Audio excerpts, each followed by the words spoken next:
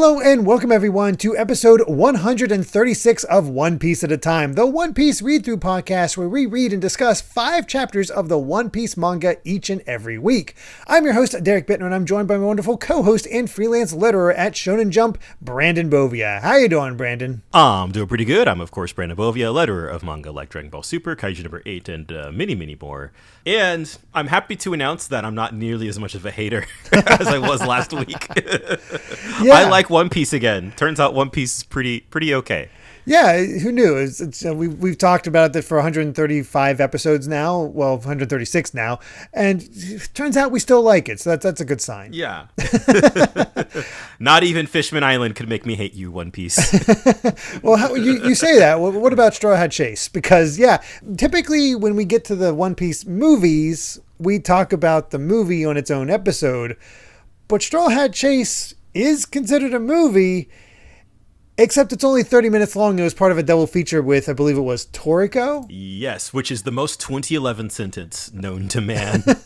I know nothing of Toriko, but it's 30 minutes long. And after watching this, we won't have a lot to say about this one. Yeah, it really, if you hadn't noticed by this point, this is a completionist podcast. We're gonna get every darn piece of One Piece media we can get our hands on. Oh God. God help us if the manga's still going by the time we catch up and we have to start covering video games. Oh, boy.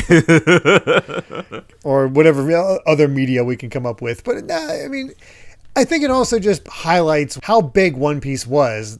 They made an entire 3D movie out of this. It is as in 3D animated, not 3D as in put on the glasses and whatnot. Which... it had me questioning that at parts. Yeah. So, Straw Hat Chase, we're just going to go ahead and get it out of the way first because, again, we don't have a lot to say about it. It is essentially an extended PS3 cutscene. That's all it reminds me of. With the simplest damn plot imaginable. A sick pirate is dying and says to his dog that we'll only continue our adventure if you can somehow steal the straw hat from Straw Hat Luffy, because he just happens to see his wanted poster. And so the dog does it, succeeds at stealing Luffy's straw hat in the middle of the night because turns out he ate a devil fruit and he can turn into an eagle. So he steals the straw hat and it just leads to an extended chase where the Straw Hats also end up fighting the Navy. And it turns out the old guy isn't dying because of any specific illness. It's because he accidentally swallowed a fork. The end. Yeah, of course. Yeah. Although I have to credit where it's due. This movie simultaneously is exactly what I expected it to be, but also it has just the bare minimum amount of pathos, right? To kind of keep me invested in it. This is a filler episode of One Piece condensed down to a single episode.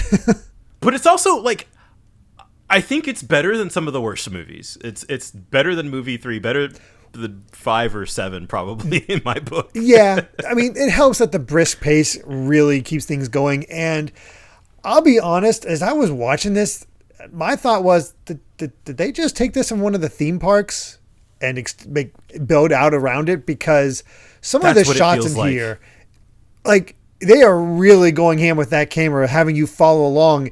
And really, again, I said PS3 cutscene, and we talked about that One Piece game where we tried out the demo and gave our thoughts on it.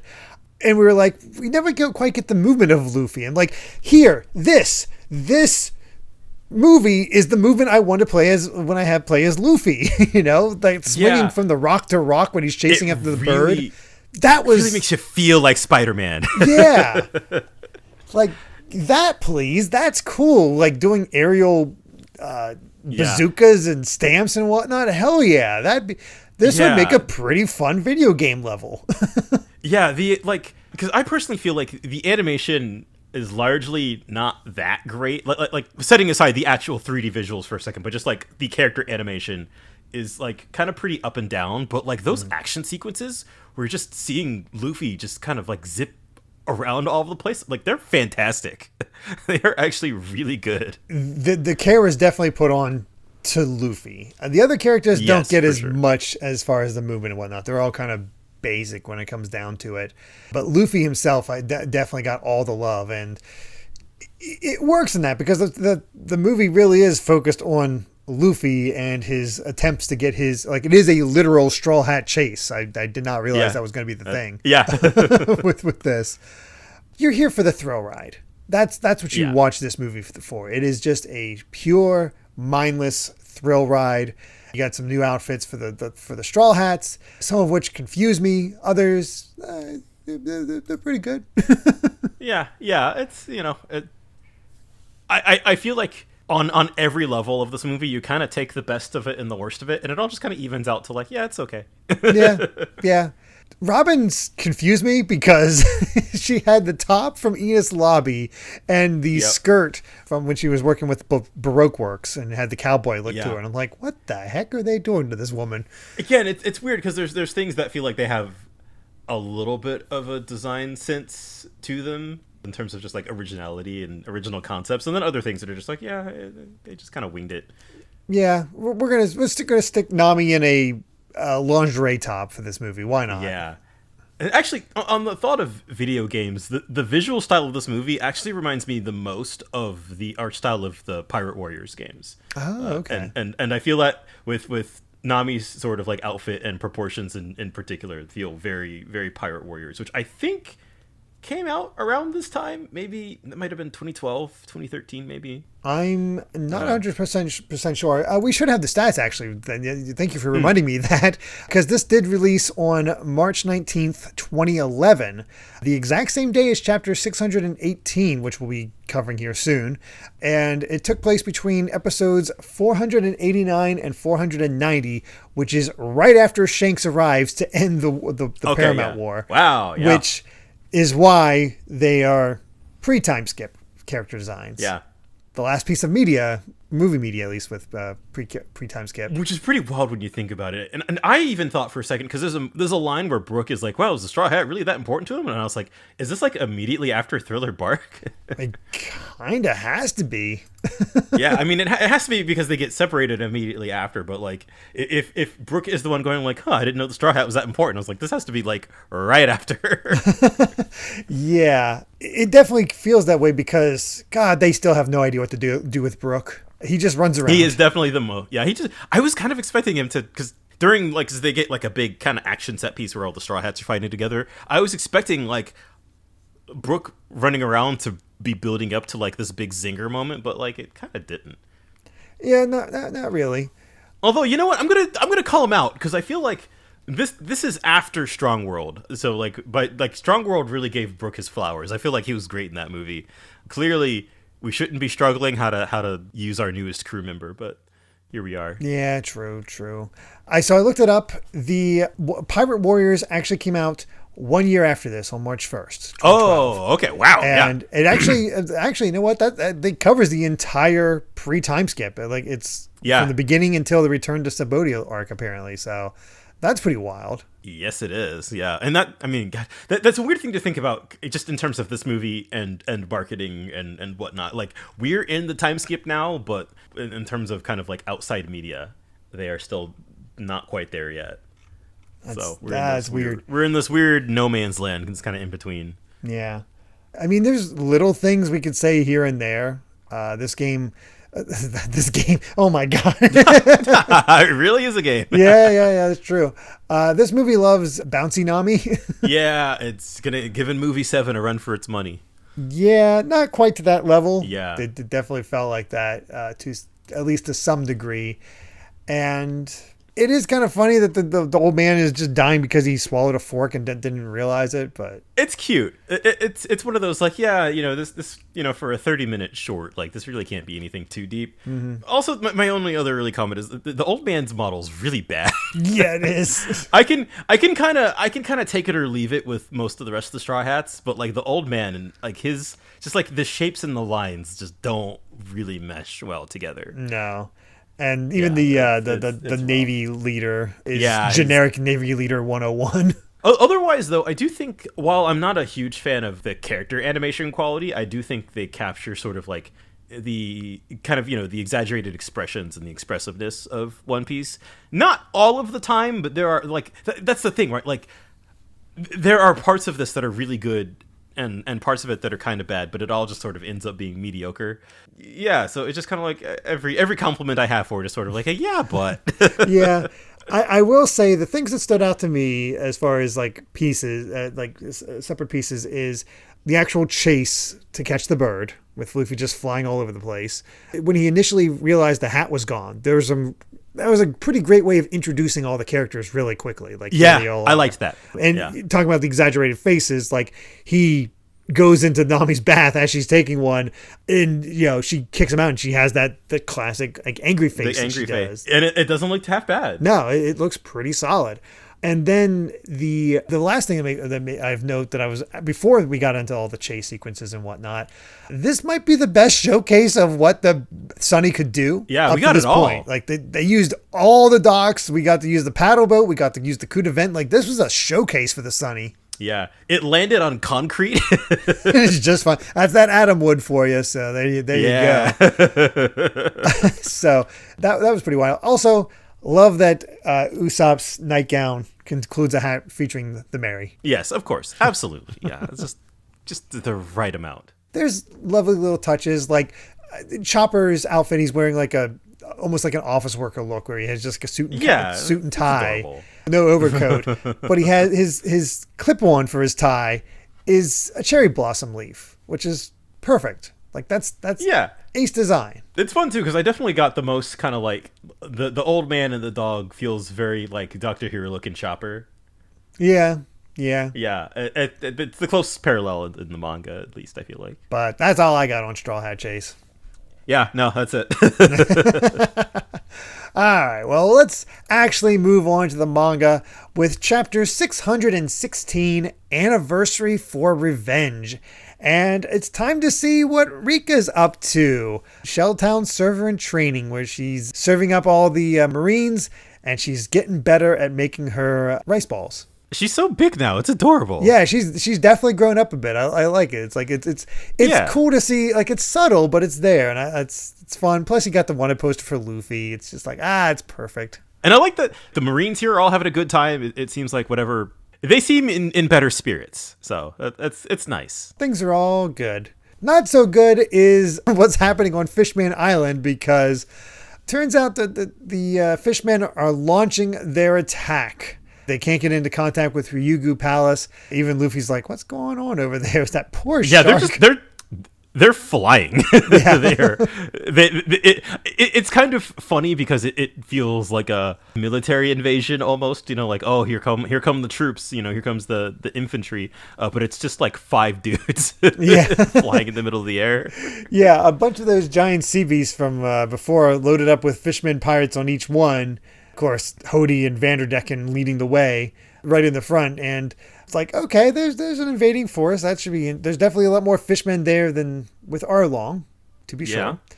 We got our 5 other characters that are a big deal as far as the fishmen pirates. I've forgotten all their names. They show up later in the set, and it took me a second. I was like, oh, those are Hody's goons. So not doing great in terms of memorability. Basically, we have 7 major fishmen to take care of. Yeah. We've been through the Sunken dance before. Yeah. And we finally do get to check out what Robin is doing, and sure enough, she is looking for the poneglyph. Yeah, and interestingly enough, she says it should hold the key to the 100-year void, which, man, I'm sad that we're not going to double back to that subplot. Yeah, I'm very curious what that's all about. I remember. Ooh, I do not. I can't wait to talk about it. Well, there's not going to be much to talk about, but it's in classic One Piece fashion. It's right. Teasing for the future. Of course.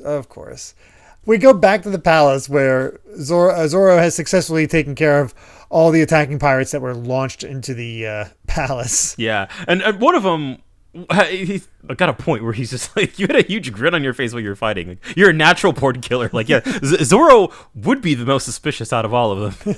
He would. I do love this exchange, though. It's like, what do you want me to do? Serve them tea to the pirates trying to get your head off? Yes, I do. I'll give them some tea and ask them to have a little chat. That wouldn't work. These scenes are kind of fun. Like now that like the Straw Hats are kind of trying to get a hold of the situation where they're simultaneously part of the problem, but also trying to be part of the solution. Yeah, that's when they're at their best. And I just love Nami and Usopp hanging out together. It's like, things just keep getting worse. Meanwhile, Yeah. Brooke is like, hey, I got to meet the Luffy met the Mermaid Princess. I want to see her too. Yep. That is until, of course, Neptune here is desperate to get Shirahoshi back. And he's like, Luffy's the culprit. It's like, no, I saw Luffy and the shark leave the room, but I didn't see the Mermaid Princess. It's like, no, she's as big as me. You would notice if she left the room. And he just immediately imagines basically female version of Neptune.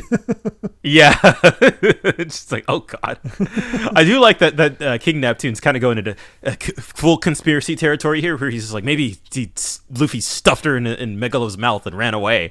It's like, no, if someone were stupid enough to think of an idea like that, no one actually would ever do it. It's just too insane. Our captain would never do that. No, she said our captain would never kidnap anyone. Oh yes, of course. He would absolutely stuff that girl into that shark's mouth. Neptune's basically like, yeah, you're not going anywhere until we get Shirahoshi back. But one of the pirates is conscious enough to open up all the palace entrances. And that's when we go to the Forest of the Sea. I do want to point out, I almost wonder if the pirate opening the door, it almost looks like he just like landed on it, like the way that his arm is like slumped over it. It kind of seems like that, but I think he might have actually, yeah, because he is slumped first the entire time. Yeah. Either way, it's hard to tell, but it's a fun little theory. Yeah. But God, I love this shot of the Forest of the Sea. Again, just Yeah. all the whales swinging around. The actually looks like a forest, and learning that this is where all the ships that get sunk end up. Which makes a lot of sense that a lot of ships would sink on the way here. Well, I mean, I guess we already knew that there were, like 70% Yeah. don't make it. Very much so. And here's the Sunny. Here's Frankie. He's getting help from a mysterious person who's going to handle the coding. And that's when we discover that this is Tom's younger brother, Den. I love Din's design. He looks like a hipster dad. He looks fun. He does look fun. Just a fantastic design there. I love how we, again, get it back into the parent-child dynamic where it's like, our genes pull from our entire family history, so we could end up whatever, so parents don't really worry about it. So, it's just how it is. So we don't know why you separate people according to looks because of that. But then he asks Frankie, he's like, did you have robot in your lineage? She's like, no, I'm human. I just love this sort of relationship between Den and Frankie, where he's aware of all of them thanks to the letters from Kokoro, and Frankie gets so happy he gives himself a mohawk. I love too that it's the kind of thing that you wouldn't think of, right? Like, oh yeah, Frankie's mentor and father figure was a fishman, so like it would make sense that like he would have family here. Yeah, and it's not like a huge thing or anything. I don't know. I don't imagine that Din is a super crucial character to the story, but like it's just a cool little detail. It builds out the world. Like, not everybody needs to be important. It's just like, yeah, Tom would have family down here. Here's his family. Yeah. So that's cool. We get this little detail that apparently Frankie spots Jinbei, just sort of the silhouette of him, but apparently he's a wanted fugitive. So like he's banished. Is that why he hasn't been in the island proper? That's kind of what we heard. So yeah. I guess so. But of course, it's back to Ryugu Castle as the new fishmen pirates have arrived, and everybody at the palace is just reacting. It's like, oh crap, it's Vanderdecken actually here, and here's Hody, and they're just like, oh, okay, well, here's the fight. Of course, it's an interesting detail that he was, last week is already a blur to me. Did we know that Hody was part of the army? No, we did not know that. That's okay. That's new information then, which is cool. Which I would imagine explains his strength. I would imagine there's not a whole lot of opportunity for somebody to really train down here other than joining the army. Mm-hmm. And he says that's why he did join the army in a later chapter. It's like he just wanted to get strong. So Yeah, yeah. and that's when Neptune immediately starts blaming Vanderdecken. It's like, you're the one who stole her. Give me back my daughter. He's like, wait, Shirahoshi's gone somewhere? Where could she be?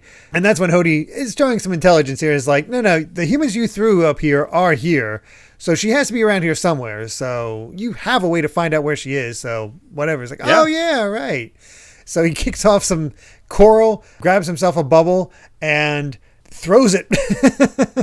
What's that guy from Dragon Ball? Tao Pai Pai. But yeah. This reminds me so much of that. Yes. I also just real quick. I do like that. As much as this whole marriage joke with Vanderdecken is kind of lame. I do like that he calls Neptune dad. It is a nice little touch. But we end off the chapter with him off to go either have her or kill her. Depends on what happens. I mean, it's just setting up the continued attacks. Yeah. Man, if we didn't cover the movie, that would have been a fast chapter to cover. Yeah. I mean, I'm going a little faster because of the movie, because I'm only trying to pull out the real important parts here. There's not. Yeah. I don't think we're missing too much. No. But we do have an SBS where we get confirmations that, yes, Chopper's actual hat is still underneath. It's just a cover that he decided to accessorize with. I still think it's kind of a stretch, but whatever. Yeah. I don't see hats to go for hats, but whatever. Yeah. And an amazing discovery that I did not see at all. But me neither. there is somebody that noticed a character who looked a lot like Octopaco, the fish woman that Hachi was in love with, yelling at things. And it turns out, yes, that actually was Octopaco.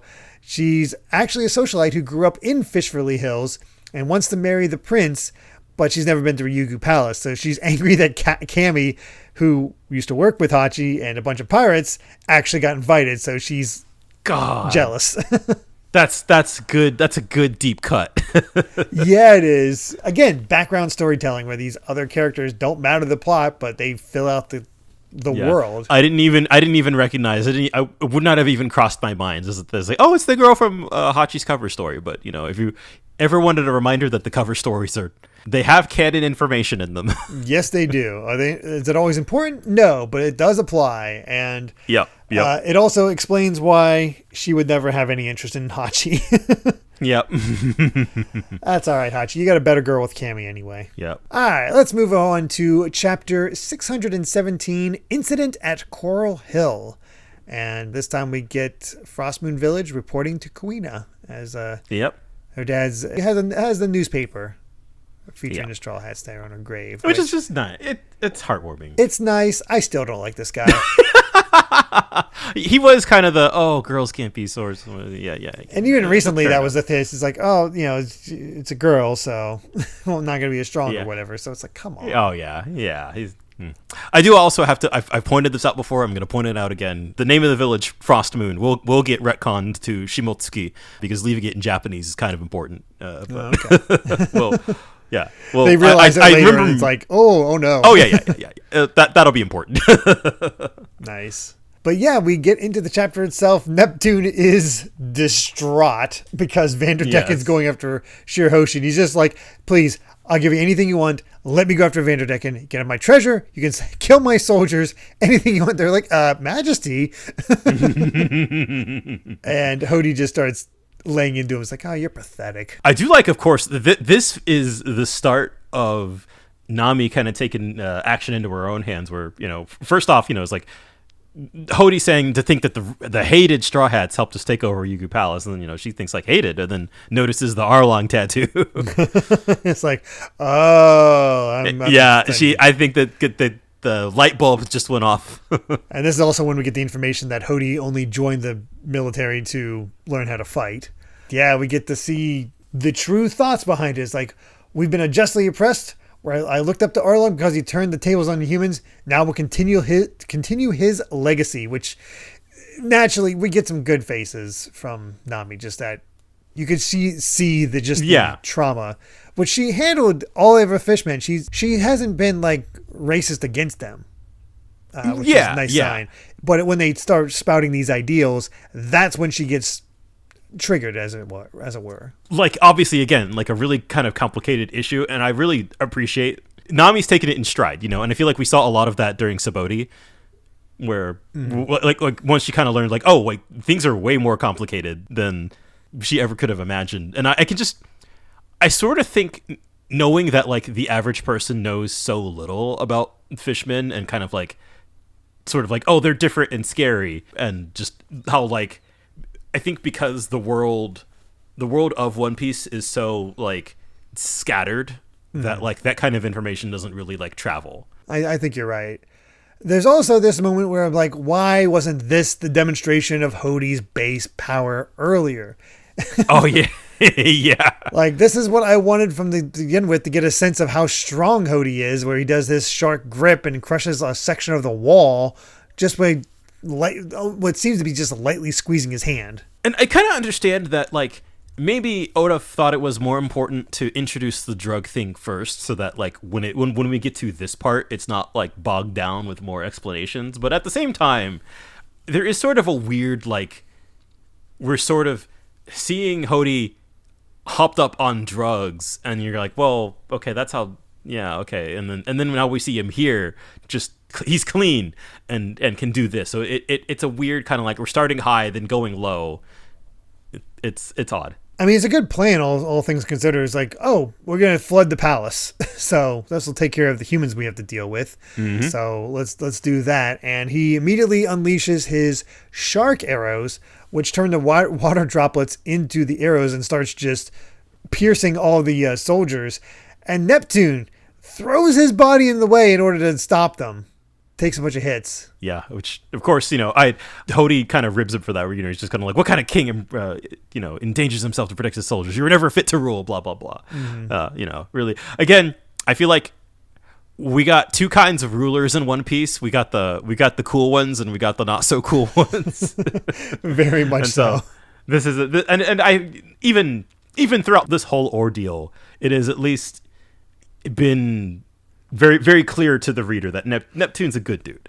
And of course, we have to have that power comparison by having Usopp call out that, oh, he's way stronger than Arlong.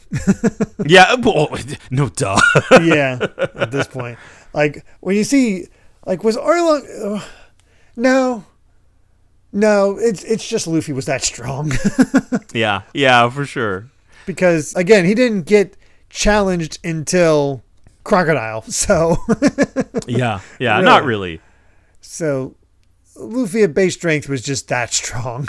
But we got Zoro here, you know, kind of upset about all this going on, uses his bird dance, and Hody showing his despicableness just by grabbing one of his men and popping it in the way. It's like, okay, you block it. Yeah, of course. Yeah. And again, I love that, like, first thing, Zoro's just kind of like, go untie the soldiers. Like, we didn't hold up our end of the deal, so we promised the hostages wouldn't be harmed.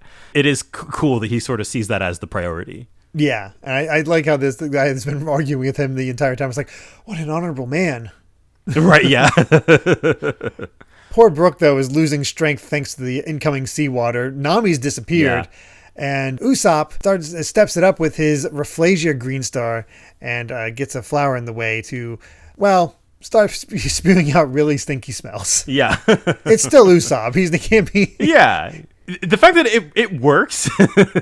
I mean, this is a man who used the rubber band of doom, so. Yeah, exactly. Zoro cuts free the soldiers, cuts free Neptune, and he's like, okay, I need you to get those two away from the palace and into safety. And Zoro's like, I'm going to stay here. If he follows us, we're finished. And he just takes a deep breath and goes underwater in order to face Hody underwater, which is like... crap. Oh, boy. Yeah, he's just like, all right. Zoro's got to hold his breath. That'll be interesting to see. Yeah, well, but we're not quite there yet, because off the coast of Coral Hill, we still have Sanji and Chopper getting berated by all the people of Fishman Island as Chopper's trying to treat poor Hachi. They even want Hachi to go away. That's when they see the shark, Megalo, coming through the air. Yeah, poor Megalo. With Luffy. And God, I just feel bad for this shark every time I see him. He's just trying to hold it in. Yeah. That's when... Yeah, they see Straw Hat, and Shirahoshi goes further in, which just chokes him more. And Luffy goes down to check on what's going on, and it's like, oh, Hachi, who did that to you? And Hachi's kind of out of it at this point. Yeah, pretty much. I like that kind of the average people here are just kind of like, what on earth is going on? Like, I thought the Straw Hats were at the palace, you know? And they just look at the shark as like, well, nobody would be that bold to just steal the mermaid princess. So where's that all at? And it's like, what's up with the pufferfish? And that's when Megalo can't take it anymore and spits out Shirahoshi. That panel is just gross. Yeah, it is. It's hilarious, but it's just like, oh God.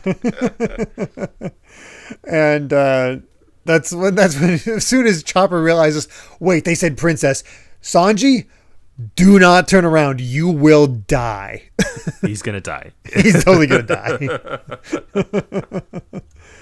And that's where the chapter ends. Yeah. Good. Things are moving. Yeah, that's what I was saying. When I got to this chapter, it's like, oh, okay, things are really happening. We got characters interacting with other characters, things just building upon each other. It feels like the brakes are off. Yeah. Oda's ready to get things started. We don't have to worry about the dumb reasons to get conflict started in the first place. We can actually build off of those. So, cause, not so great. Effect, pretty good. Yeah. I can agree with that. So let's go ahead and move on to chapter 618, Proposal. And another 2-page spread. Just kind of them at a theme park. Yeah, that's cute. I do think the more I look at it, the more the proportions on everybody looks kind of funky. They are definitely funky. We got some sort of weird lens going on. Yeah, I think that's what it's supposed to be. But it does look a little odd. No big deal. We begin the chapter, and if all the people see Shirahoshi, immediately shout out, oh God, Princess Shirahoshi is being kidnapped. Yes. And Luffy's just giving her a heck for, why'd you come out of the shark? It's like, don't be mad at me. Crying. Yep. And then, of course, poor Chopper, he's in tears. And he's just like, Sanji, please, for the love of God, don't turn around. Meanwhile, Sanji's just thinking, it's like, they say the world's most beautiful woman, the pirate empress, pales in comparison to the mermaid princess, and she's right behind me. Hey, that's offensive. Poor Hancock's offended. If I can't reach out into a dream that's right in front of me, I'd rather live my dream and die. But I thought your dream was the all blue. And that's when Sanji turns, sees her, immediately says, the greatest artist in the world could never capture, and immediately turns to stone. Yes, which I actually think that this is a funny end-ish to this gag. Yes, I'm happy. I'm happy with where this concluded. Yes, we are the sort of the build finally done with the nosebleeds. Yeah, it's this is good.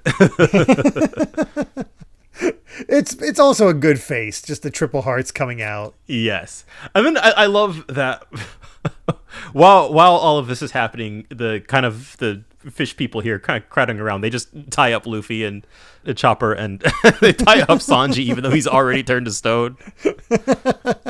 And Luffy's just like, what's wrong with you guys? They even tied up poor Hachi. He's like, oh, you used to sail with Arlong, and Shirahoshi's trying to explain. That's when Luffy notices, like, something's coming this way. And they're like, we're not falling for this. It's like, no, something's coming this way. And that's when Vanderdecken shows up. And then I actually laughed a lot at this, the setup to this whole bit. Yeah, I did too, because everybody's like, oh, you have to run away. We'll hold him off. And Vanderdecken just calls out. It's like, all you have to do to escape death is say, yes, marry me. And Shirahoshi just looks up and says, you're just not my type. Just like, that's the problem. Like, yeah. I love how just ridiculously earnest that is. I know. It's great. She considered it and just like, I'm just not into you. Yeah, which is, hey, fair. You know, he's a creep. Yeah. So, yeah, of course, he's just like, okay, time to die. And everybody's like, Shirahoshi, run. We'll protect you. And Luffy's like, no, stay where you are. I can't protect you if you run away. And that's when Shirahoshi, I like this. Shirahoshi's like, okay, I'll stay here. That's just which I like that. Yeah. And I feel like she's already seen what he can do. And then this, man, Luffy just being an absolute boss here, where it took me a second to realize it, but like he Supreme King Haki's all of the sort of average people here. I did miss that. Yeah, it says don't take it personally. And then he just leaps into the air while he's still tied up, mind you, and then just kicks the coral from right underneath Vanderdecken. Yes. He's still in the air. Vanderdecken is trying to fight him. And instead, Luffy uses his Gun Gum jet hammer and just immediately slams Vanderdecken into the ground. It's like, okay, Vanderdecken is not an issue. Oh yeah, no, not at all. Which again, it's just cool seeing him at this point, just like having completely mastered Supreme King Haki, and he can just do it, just on a dime. This is far from the Luffy that was getting his butt kicked all the time 2 years ago. Yeah, it's fun to see him just kind of. I feel like in these moments, at least, I can lament kind of the lack of tension in other ways, but in sort of moments like this, like some kind of goofball like Vanderdecken, if he should just be taken care of by Luffy. Yeah. I do like the planning on Luffy too. He's like he's bouncing over. He hits the shark Megalo with his head. He's like, "Hey, get up and please untie me." And Shirahoshi's just like, "I'm sorry, everyone, but I'll be back before dinner." And they all take off riding on Megalo. It's just a bizarre imagery. It really is, but that's when Vanderdecken wakes up and takes care of all the regular fishmen, no issue. And he's, of course, not going to let them get away, which is when Wadatsumi shows up. And everybody's freaking out, and Luffy's just like, nah, Gum Jet Pistol, punches him right in the tooth. Ow. Oh. Oh, that would hurt. That would really hurt. But they're off to the Forest of the Sea. That's just a fun sequence. Yeah, it is. It's again, like, this is the kind of, like, okay, things are moving now. That feels... I finally feel a sense of momentum in the story. Luffy could easily end the threat of Vanderdecken right now, but I understand why he's not, because he doesn't have any context. It's just a guy that's threatening her, but obviously all the other fishermen are upset at him as well, so he doesn't want to rage more than he has to. Yeah, well, I feel like it's more like Luffy, he's here to help Shirahoshi achieve her dream. So... Mm-hmm. We've kind of taken care of Vanderdecken, like we kind of put him in his place, and that we're kind of getting to the more important thing. Yeah. We instead move over to Nami, who's escaping thanks to Cammy. She has a nice little bubble helmet to help her breathe. I thought it was odd too, because I was looking because last chapter they said like, oh, and Nami's gone, and I was like, where did she go? Like you don't really see her disappear, so I was kind of confused. I was like, wait, where? Huh? Yeah, so turns out she just recruited Cammy, and she's like, "Are you sure you want to leave the others?" Like, no, they'll be fine. They're always fine in the end. That's when Nami wants to hear about Jinbei, and wasn't he one of Arlong's pirates? Hody's supposed to be Arlong's successor. Jinbei left a message for Luffy telling him not to fight Hody. I think I know now why. So is it not just because he's dangerous? It's like I like that there's a little bit more to it than just like. It's not that Jinbei doesn't think Luffy can take him. There's something else to it. Yeah. And again, I like that Nami really, she kind of picks up on this pretty immediately. Like once she notices like, oh, like this is an Arlong thing. Like, yeah, okay, there's powers at play here that kind of go a lot deeper. Mm-hmm. Yeah. I want to know the cause. So take me to the Forest of the Sea. I want to meet Jinbei. That's where we're all going. Yeah. We're all meeting up here. We finish off the chapter with Neptune telling the soldiers, is like, hey, I'm unable to fight right now, so you're only going to die in vain. We have to surrender the palace, reunite with my sons, and then return to try to take it back. And all the while, Usopp is just saying, okay, Zoro can't fight a fishman underwater. He looks underneath. Zoro has taken out Hody underwater. This is such a like a womp womp. Well, too bad for Luffy. The Zoro has taken out the main leader. Yeah. Which, hey, to be fair, he's not using the drugs. Nope. And I think this is why the drugs had to be introduced, because Zoro just what a shot though, man. That's awesome. It is a good shot. I think it's become quite evident that Luffy has returned to his status of it's going to be a while till he's going to get a challenge. Yeah, he's the strongest guy in the room. It really feels like this at this point. Yeah, for sure. Which I understand, because again, I think we've talked about this on the show before, but I don't think you want to undermine the 2 years of training that they did by being like, well, all that doesn't matter. You guys suck now. But I do think it makes kind of the next like 100 to 150 chapters kind of a like, okay. Which can totally work because, again, that's how East Blue started. We went into each one of those knowing that Luffy was the strongest man in the room. He was going to be fine. Yeah. I also think it's often kind of how you pull it off that matters just as much as like, can you pull it off? Yeah. Yeah. That's which is what makes it entertaining still, for the most part. So, if I would still be entertained by this, I should say rather, if Hody were kind of a more interesting character, I think I could deal with a lot of the like, oh yeah, they're just, the Straw Hats are kind of far and away way more powerful. You know what he might be comparable to on East Blue? I'm forgetting his name, but the Black Cat Pirates. Oh, Kuro. Bit like Kuro. Yeah, he's just as dumb. Yeah. I mean, he seems to have a bit more of a plan than Kuro, but yeah. Yeah. Mm-hmm. We have another SBS, and I love this one. This one has all kinds of fun implications to it because we get to see all of the warlords as kids. And, have Jinbei training with his fishman karate all beaten up. We got Mihawk, of course, already wielding a sword, looking badass. Moria, of course, playing with dolls, ripping off it. Like, he's just a weird kid already. Yep. Of course, we've already seen Hancock. Get to see, man, it's weird seeing Kuma look like that. He's a big boy with the sticks. No comment. Okay. Yeah. The three that were most interesting to me is Doflamingo, because even as a kid, he's just still smoking and laughing it up. Also, Doflamingo's is very believable, knowing what I know. Yeah, I mean, I don't know that much about Doflamingo outside of what we've seen, and that makes perfect sense to me. Yeah. Crocodile, I was like, wondering if there's any hint to the whole, like, was Crocodile formerly a woman? And it's hard to tell. Because I look at Hancock and I look at Mihawk and to the closest comparisons, and you can see it kind of going. It's very, if you don't have that mindset, it looks like a guy. But if you have that mindset, I can see it being kind of androgynous, but it's hard to say whether that's actually a thing. Yeah.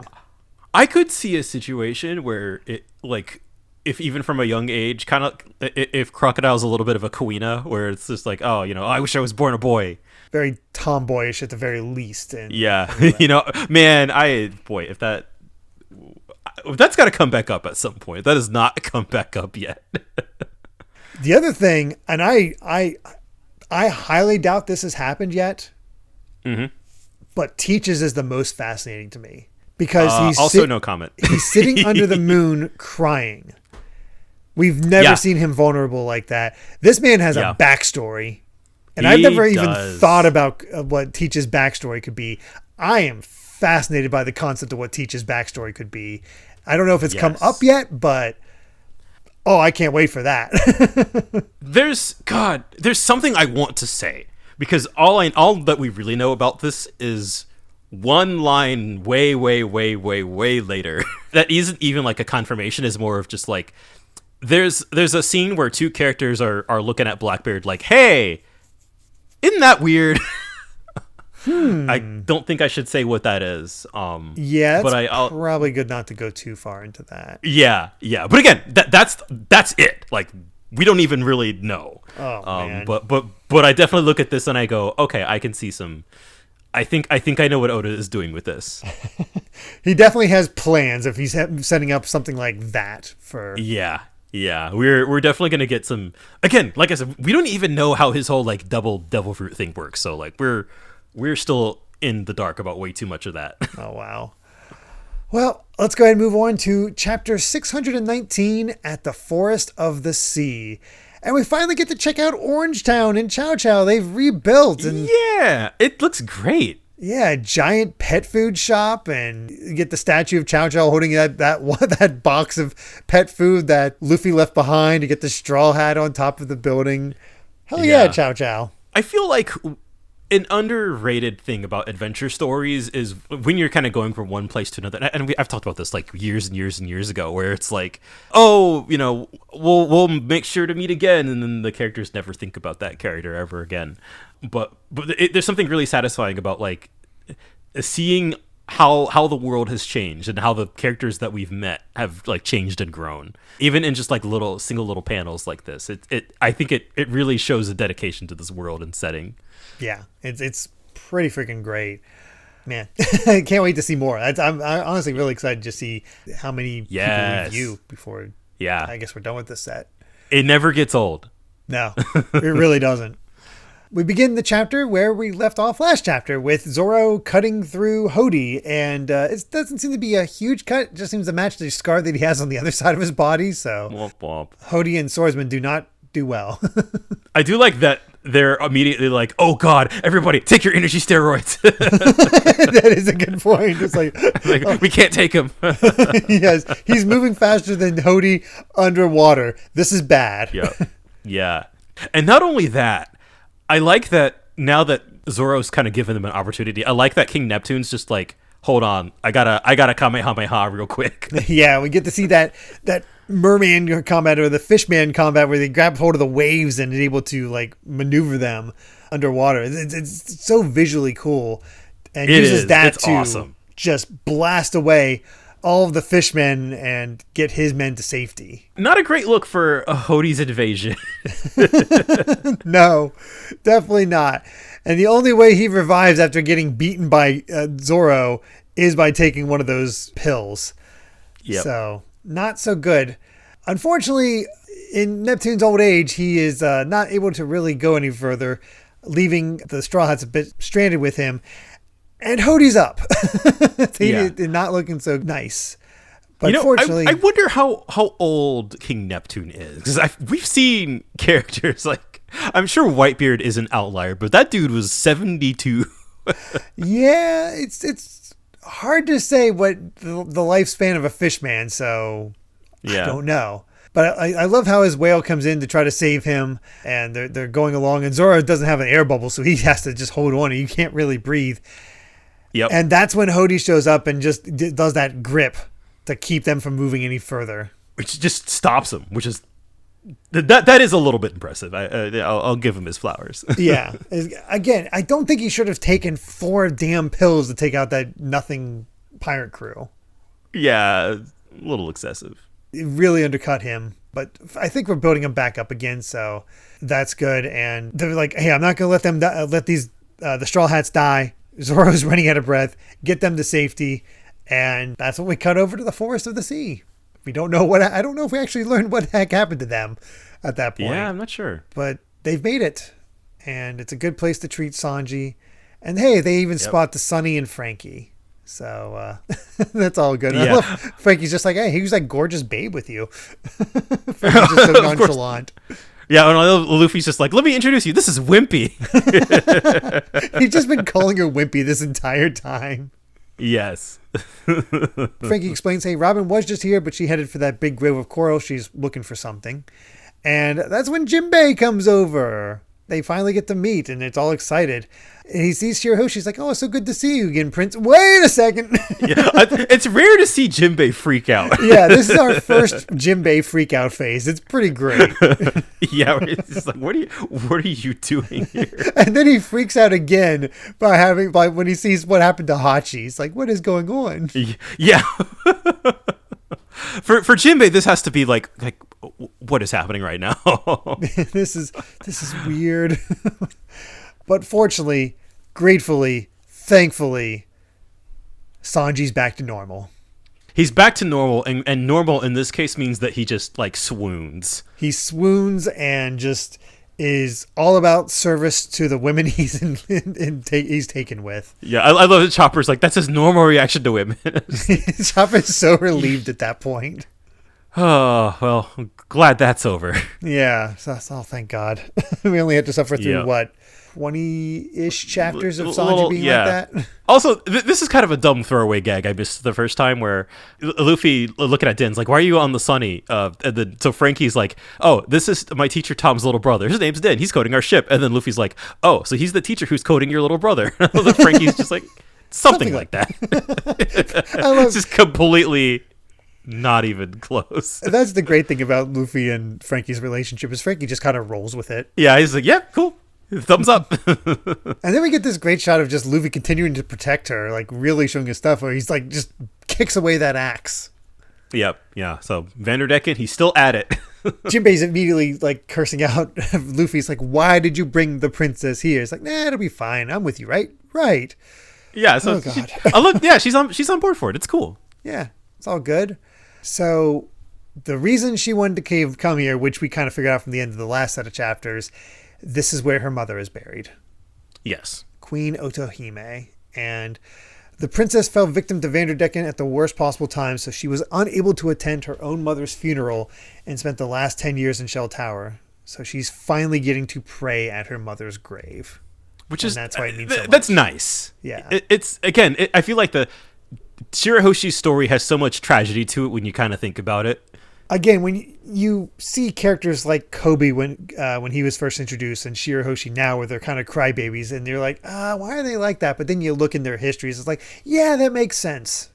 Yeah, of course, and it'll never not be satisfying to kind of like Luffy in his own way. He lets a person kind of achieve their freedom. Yes, absolutely. And kind of achieve their dreams in their own way. At that point, that's when Nami and Cammy show up.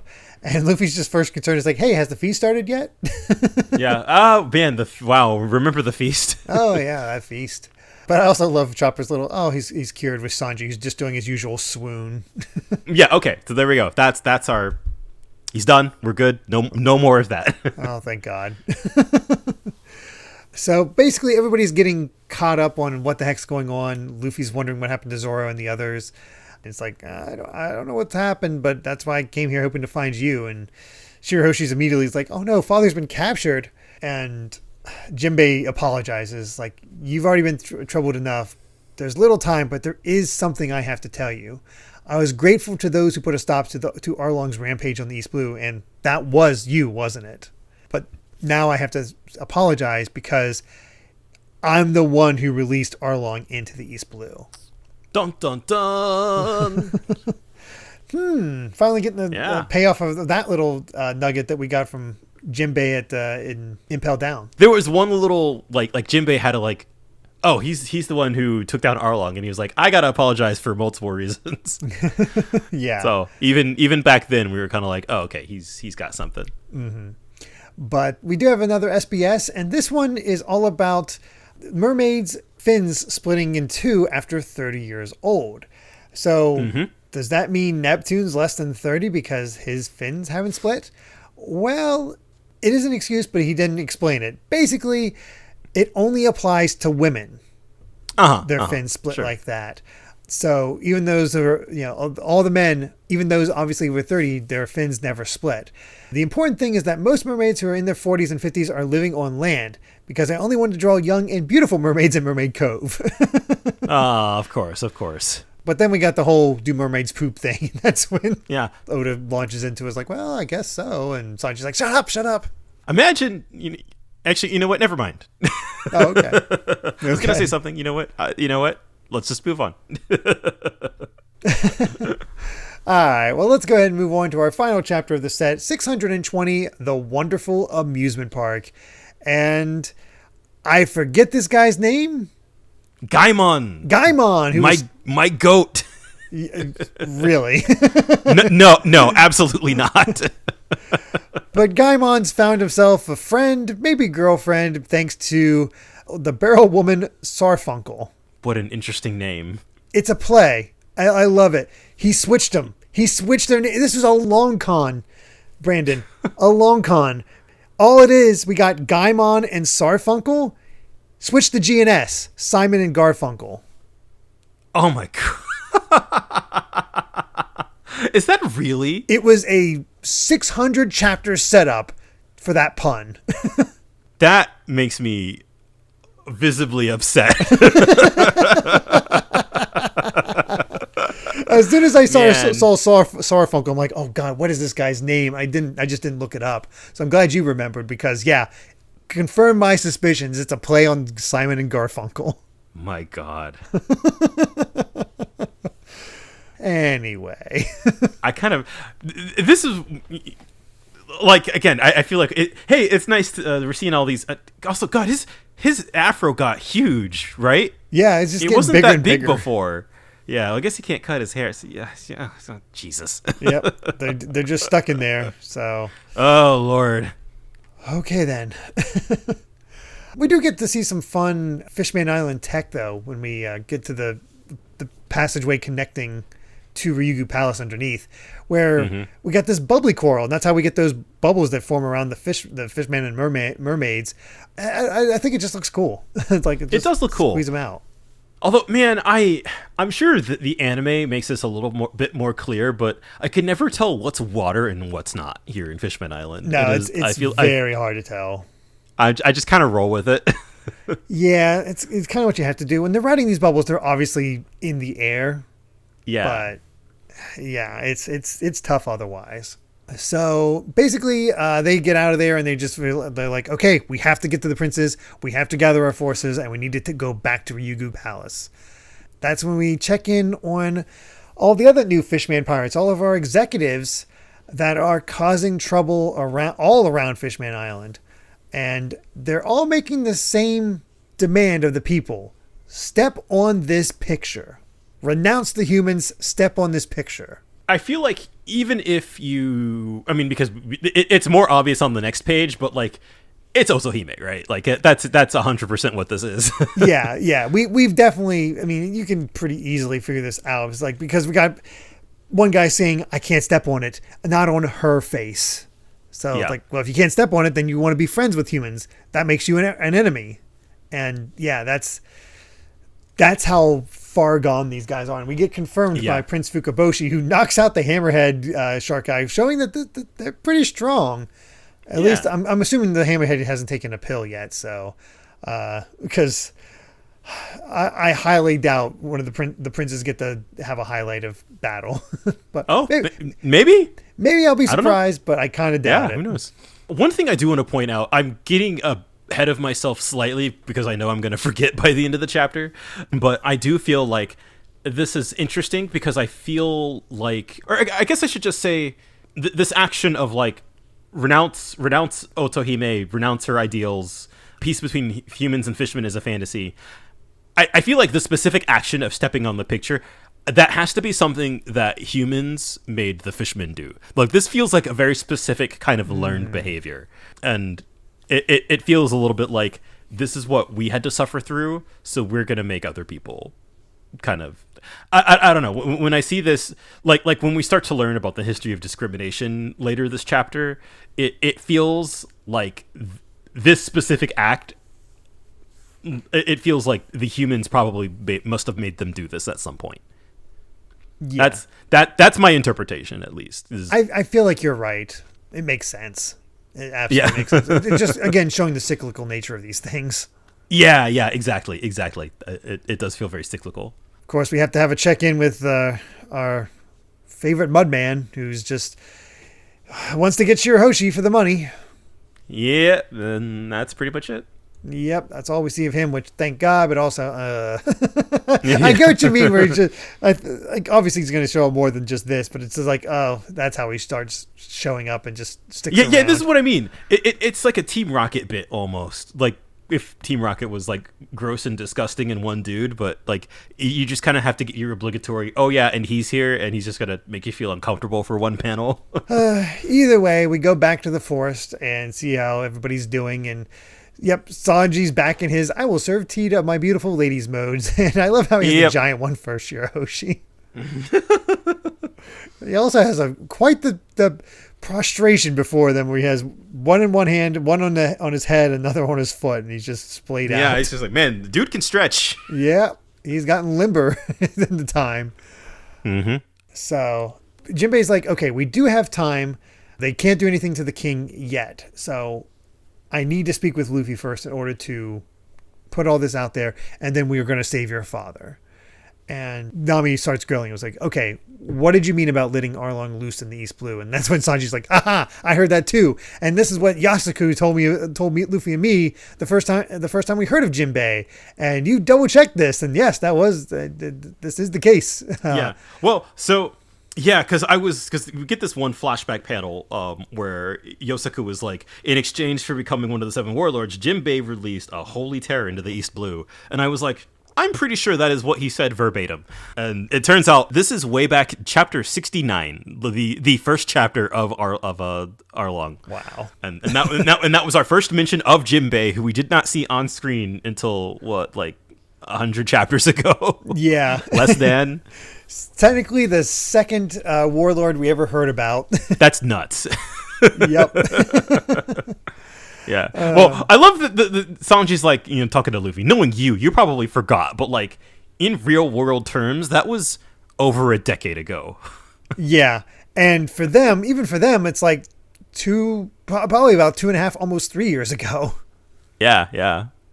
So, yeah. I do like how Luffy's like, I wonder how Yasuko's doing now. It's like, well, we might find out eventually with those chapter pages. Sooner than later. Yeah. Sanji was like, I saw you in the paper with Jinbei, so I'm like, what was all that about? Like, I was Jinbei the mastermind behind Arlong, so give us an explanation, but be warned, the home of Nami was destroyed by Arlong, so she suffered terribly because of him. So based on what you say, I may never forgive you. Even Hachi is just kind of like, yeah, the anguish we caused her is unforgivable. Not if there's any question by this point. If Hachi was harboring regrets. Mm-hmm. And we have this flashback to all of the harshness in Nami's history. Yeah, a full page and a half. Jinbei says, it seems you've endured a great deal. And Sanji's like, that's not enough. Yeah. You'd be prostrating yourself more. And yeah, as you were saying about the cyclical nature of things when it comes to stepping on the picture, I think you're right. I didn't think about it in terms of where they might have picked that up, but Nami points out, before I got to Subodi Archipelago 2 years ago, I never knew the mighty fishmen had been persecuted by humans. Then those kidnappers caught Kami, and I could hardly believe my eyes when I saw Subodi Park. It looked exactly like Arlong Park. And I never put those two together. I did not either. Back then, no. I had no... I did not realize that those two shared a connection, but this is what I was talking about in terms of when you see sort of the kind of how Arlong and the rest of the fishmen kind of look at human society and kind of are kind of reinterpreting it in their own way. It makes you feel like they're, again, it's the whole cyclical nature of it. It's like we're kind of, this is what they did to us, and so this is what we're gonna do to them. Hachi's like, we went way too far. I don't want you to forgive us, but he always admired it. That the park that we always saw, that we envied how the humans the humans and how they lived, because until 200 years ago, fishmen and mermaids were categorized as fish rather than people. But when Ryugu joined the world government 200 years ago, we made peace with the humans, and the king was allowed to join the Reverie World Council. But humans continued to hate fishmen. And when was the lost century? Was 300 years ago, right? Oh, the Void Century? The Void Century, yes. 800. Oh, it's 800 years ago. God, I'm losing my timeline here. God. Yeah. Yeah. A couple things about this. This actually, I was wondering when this would come back up. The live action adaptation mentioned this, that the discrimination, I was surprised that they sort of moved this up this far. I didn't remember that it was specifically now that we were going to get this explanation, but I definitely remember kind of Arlong in the live action kind of talking about some of the stuff about basically the discrimination is still fresh, right? 200 years is not really that much time in the grand scheme of things. No. I think the real world has enough of that to think 200 years, of course there'd still be discrimination and all those things. I also do think, is this our first time learning about the Reverie, the World Council? Yeah, I don't think we've ever heard the term Reverie World Council before. Just a council, all we saw was a meeting between the world government, the leaders, back in Alabasta. Yeah, okay. I there's a couple scenes I want to go back and double check just to make sure, but yeah, the reverie is a huge kind of you'll want to remember that. I figure anything to do with world government stuff, definitely remember. Again, we were kind of talking about this before of like, is it possible that the Fishmen were not discriminated against in the Void Century, and all of that is kind of like post Void Century stuff? And I feel like there is enough time. Again, I'm saying this because we don't 100% know. Although otherwise I'd be a little more coy. But I feel like there is kind of the idea that like maybe that was sort of the world after, right? Mm-hmm. Obviously, they also point out it's like when the Great Age of Pirates began, the pirates would just waylaid us up until Whitebeard declared that the island belonged to him and we were kind of saved by him. But of course, the humans never stopped hating us.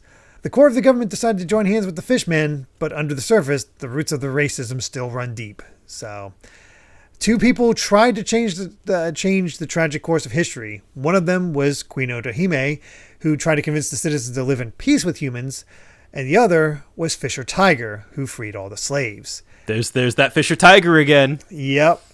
Luffy's like, oh, I remember that name. And yeah, he's the one who took the fishmen who had been slaves and formed the Sun Pirates.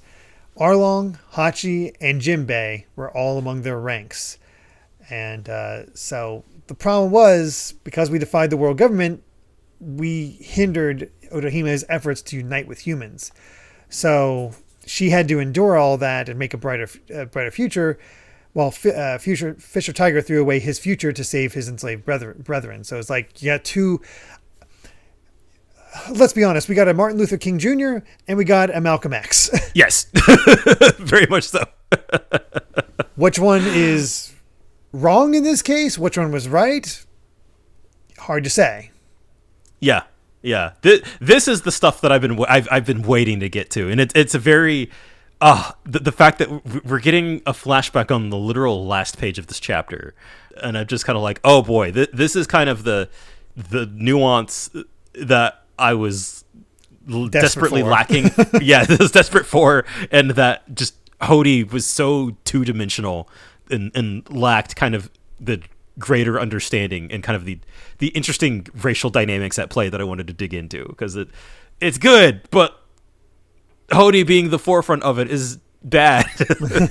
Yeah, and I think like the way that Jinbei just lays it all, like you kind of understand immediately right off the bat. Like we have two kind of not even opposing ideologies, but just like two ideologies that are at odds with each other, but both kind of after the same goal. Very much so. But yeah, we end off the chapter with the proper introduction of Fisher Tiger and get to see his crew, where we see Jinbei, we see Arlong, we see Chu, we see Hachi, and we see the other guy that Sanji fought, who knew the Fishman karate. I can't remember his name. Kurobe. Kurobe, there you go. He has an afro in this flashback. Man, Jinbei's look is clean. I love that mullet. It rules. Jinbei's looking pretty boss, and honestly, Arlong always looks cool. Like it's just a reminder that Arlong just always looked cool. It's just a cool character. So that's how we end. Getting into some flashback territory, so that'll be exciting. And we do have an SBS, mainly just showing that like the memory that was shown in chapter 620 of people escaping was just another view of the Hancock sisters running away. Yep. Yeah. So which makes sense. Too major there. Yeah.